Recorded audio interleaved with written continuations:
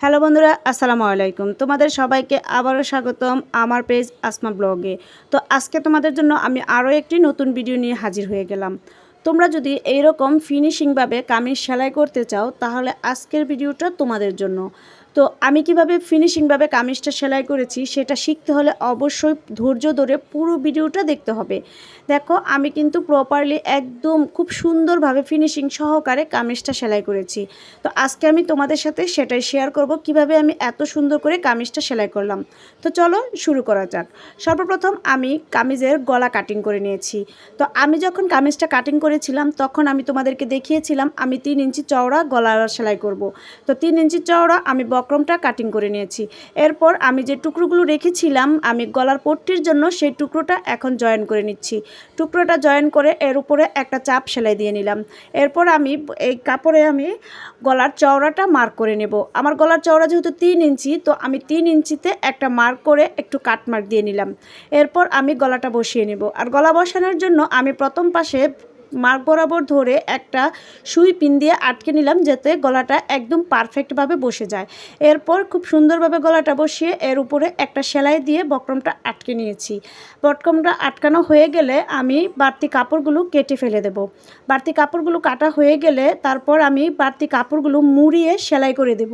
এই পর্যায়ে আমার যখন বাড়তি কাপড়টা মুড়িয়ে সেলাই করা হয়ে যাবে তো সেমভাবে সামনের পার্টের মতো আমি পেছনের পার্টও 3 ইঞ্চিতে একটা মার্ক করে নিলাম এবং মিডল পয়েন্টেও একটা মার্ক দিয়ে নিলাম। এবার মার্ক বরাবর আমি পেছনের জন্য যে বক্রমটা কাটিং করেছিলাম সেই বক্রমটা আমি পেছনের পার্টের জন্য পট্টিতে বসিয়ে নেব। বসিয়ে সেমভাবে আমি সামনের কাপড়টা যেভাবে আমি প্রথম একটা সেলাই দিয়ে আটকে নিয়েছিলাম সেমভাবে করে নেব। তো এই সেলাইটা করতে করতে আমি তোমাদের সাথে একটা কথা শেয়ার করি। যদি আমার ভিডিওগুলো তোমাদের ভালো লেগে থাকে বা আমার ভিডিও থেকে তোমরা কোনো কিছু শিখে থাকো তাহলে অবশ্যই আমার ভিডিওটা শেয়ার করে তোমাদের টাইমলাইনে রেখে দেবে। আর লাইক কমেন্ট করতে ভুলবে না। নেক্সট টাইমে যদি আমার ভিডিও তোমরা দেখতে চাও তাহলে অবশ্যই আমার পেজটাকে ফলো করে দিবে। তো আমি যেহেতু এখানে হাতার জয়েন্ট হবে সেই হিসাবে আমি হাতার জয়েন্টে প্রথম সেলাইটা করে নিলাম। হাতার মাঝখানে জয়েন্টটা দিয়ে তারপর আমি হাতার মুহুরিটা 1/2 ইঞ্চি করে ডাবল ভাঁজ দিয়ে সেলাই করে নিলাম। এখন আমি জামার গলাটা জয়েন করব। তো আমার এইখানে গলাতে কিন্তু আগেই আমার একটা কাটমার্ক দেওয়া আছে। তো কাটমার্ক অনুযায়ী আমি গলাটা বসিয়ে একটা সুই পিন দিয়ে আটকে নিলাম। এরপর আমি কিন্তু একদম বক্রমের সাইড বরাবর সেলাই দিচ্ছি। এখানে অবশ্যই মনে রাখতে হবে সেলাইটা কিন্তু কখনোই বক্রমের উপরে উঠবে না। সেলাইটা বক্রমের একদম সাইড বরাবর সেলাই হবে। যদি বক্রমের উপরে সেলাইটা উঠে যায় তাহলে যখন উল্টিয়ে গলাটা সেলাই করব তখন কিন্তু ফিনিশিংটা সুন্দর আসবে না। তো আমি গলাটা বসিয়ে বাড়তি কাপড়টা কেটে নিলাম। এরপর পুরো গলাতে ছোট ছোট একটা করে কাটমার্ক দিয়ে নিলাম। এই কাটমার্কটা দিলে কি হয় জানেন, আপনার গলাটা বসাতে গিয়ে গলাটা খুব সুন্দরভাবে ফিনিশিং সহকারে গলাটা বসে যাবে। কোথাও একটু কুঁচকাবে না বা ভাঁজ পড়বে না। এরপর এর উপরে একটা চাপ সেলাই দিয়ে নিলাম। অনেকে এইখানে হাতের সেলাই দেয়, বাট আমি এইখানে মেশিনের সেলাইটাই ম্যাক্সিমাম ক্ষেত্রে ব্যবহার করি। সামনের গলার মতোই আমি কিন্তু পেছনের গলাটা বসিয়ে নিচ্ছি। পেছনের গলাটা বসানো হয়ে গেলে ভিতরের যে বাড়তি কাপড়টা আছে এখন আমি সেই কাপড়টা কেটে তারপর এখানে আমি কাপড়ের সাথে একটা চাপ সেলাই দেব। চাপ সেলাইটা দেওয়া হয়ে গেলে সামনের পার্ট আর পেছনের পার্টের কাটটা জয়েন করব। কাট জয়েন করার জন্য সর্বপ্রথম আমি পেছনের পার্টটা রেখে তার উপরে সামনের পার্টটা দিয়ে আমি পেছনের পার্টের গলার যে বক্রমটা ছিল সেটা ভাঁজ করে দিয়ে নেব। এইভাবে দিলে কি হয়, গলার বক্রমের এই কাপড়টা আপনার কাঁধের এইখানে খোঁচা লাগে না, একদম ফিনিশিংভাবে থাকে, দেখাও যায় না। এরপর আমি সামনের পার্টের মতো পেছনের পার্টেরও সেলাইটা দিয়ে নিচ্ছি। অনেকে এখানে বললাম তো হাতের সেলাই করে, বাট আমি এখানে মেশিনের সেলাইটাই বেশিরভাগ ক্ষেত্রে ব্যবহার করি। আমার যেহেতু গলা এবং কাঁধ সেলাই করা কমপ্লিট, এখন আমি জামার হাতাটা জয়েন করব।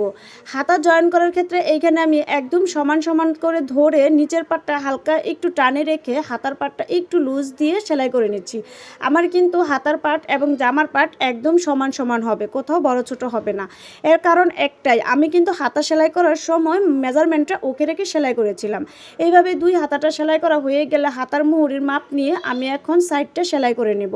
আর আপনারা সবসময় মনে রাখবেন সাইড ফাড়ার সেলাইটা পারফেক্টভাবে দেওয়ার জন্য আপনাকে অবশ্যই হিপের এইখানে 1 ইঞ্চি কাপড় বাড়তি রাখতে হবে, এর বেশি রাখবেন না।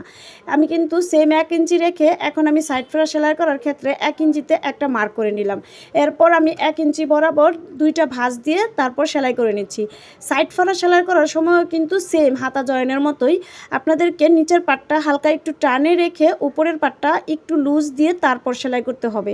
এইভাবে যখন আপনারা সাইড ফোড়া সেলাই করবেন আপনাদের সাইড ফোড়া সেলাইটা একদম সোজা হবে, মুচড়ে দড়ির মতো হবে না বা বাঁকাও হবে না। দেখবেন সাইড ফোড়া সেলাইটা একদম পারফেক্ট হবে এবং সাইডটা দেখতেও অনেকটা সুন্দর লাগবে। এরপর আমি এটার উপরে আরেকটা সেলাই দিয়ে নিচ্ছি। এই সেলাইটা সবসময় আমি টপ পার্টে দিই। আর প্রথম যে পার্ট থেকে সেলাইটা শুরু করি ওই পার্টে হাতে একটু চাপ দিয়ে পেছন থেকে ধরে রাখি, এতে করে আপনার সাইডের সেলাইটা অনেকটাই সুন্দর হয়। আমি এইভাবেই সেলাই করি। কে কীভাবে সেলাই করেন অবশ্যই কমেন্টের মাধ্যমে জানিয়ে যাবেন। সাইডটা সেলাই করা হয়ে গেলে নিচের অংশটাও সেলাই করে নেব। তো সাইডের মতোই নিচে 1 ইঞ্চিতে রেখে আমরা সেলাইটা করে নিচ্ছি। এইভাবে যখন আপনারা একটা কামিজ সেলাই করবেন দেখবেন আপনাদের কামিজ সেলাইটা কিন্তু খুব পারফেক্ট হবে এবং দেখতেও সুন্দর লাগবে। আমি 36 ইঞ্চি জামাটা কাটিং করেছিলাম এবং সেই অনুযায়ী কিন্তু জামাটা সেলাই করেছি। দেখুন আমার জামা সেলাইটা একদম পারফেক্ট হয়েছে। তো সবাই ভালো থাকবেন, সুস্থ থাকবেন, আমার জন্য দোয়া করবেন। আল্লাহ হাফেজ।